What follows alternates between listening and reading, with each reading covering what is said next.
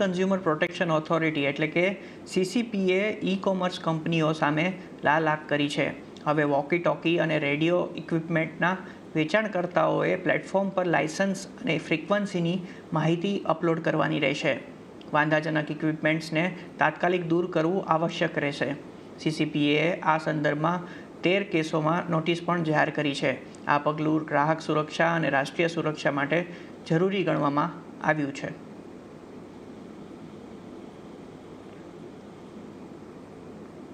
તો NEET PG 2025ની પરીક્ષા એક જ શિફ્ટમાં લેવામાં આવશે. સુપ્રીમ કોર્ટે નેશનલ બોર્ડ ઓફ એક્ઝામિનેશનને આ માટે તૈયારી કરવાનો નિર્દેશ આપ્યો છે. કોર્ટના મતે અલગ અલગ શિફ્ટમાં કામ કરવાથી મૂંઝવણ થવાની શક્યતા છે, કારણ કે અલગ અલગ શિફ્ટમાં અલગ અલગ પેપર હોય છે, જેના કારણે મૂંઝવણ ઊભી થાય છે. ઉલ્લેખનીય છે કે નીટ PGની પરીક્ષા 15 જૂનના રોજ યોજાવાની છે અને પરીક્ષામાં 2.5 લાખથી વધુ વિદ્યાર્થીઓ પરીક્ષા આપશે. સુપ્રીમ કોર્ટે નવા કેન્દ્રો માટેના હાઈકોર્ટ નિર્દેશ આપ્યા છે.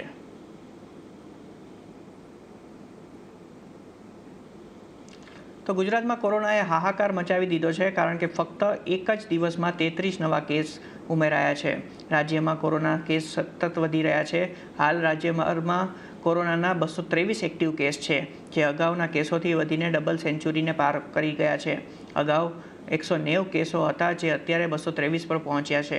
આ કેસોમાંથી સૌથી વધુ અમદાવાદના 145 કેસ છે, જ્યારે રાજકોટ 23 કેસ સાથે બીજા ક્રમે છે. આ સક્રિય કેસોમાંથી મોટાભાગના દર્દીઓ ઓમિક્રોનના સબ વેરિયન્ટ LF7.9 અને XFGના હોવાનું જીનોમ સિક્વન્સિંગમાં ખુલ્યું છે.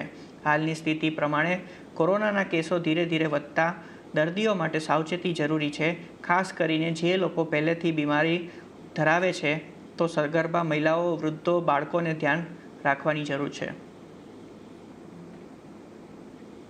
તો આગામી 7 દિવસ રાજ્યમાં હળવાથી મધ્યમ વરસાદની આગાહી કરવામાં આવી છે, જેના કારણે ઉત્તર પૂર્વ અને દક્ષિણ ગુજરાતમાં વરસાદી માહોલ રહી શકે છે. તો સાથે જ દક્ષિણ સૌરાષ્ટ્રમાં વીજળીના કડાકા સાથે ભારે વરસાદ પડવાનું અનુમાન છે. રાજ્યમાં આજે પણ યલો એલર્ટ રહેતા છૂટો છવાયો વરસાદ પડી શકે છે.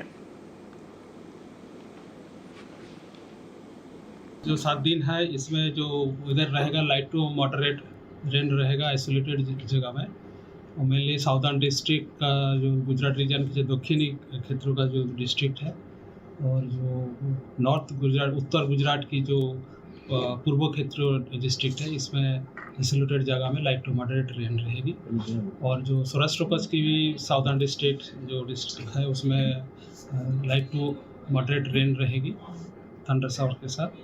और आज का जो फोरकास्ट है, आज इसमें light rain with thunder storm with wind speed 30 to 40 kilometre प्रति घंटा में दिया गया है.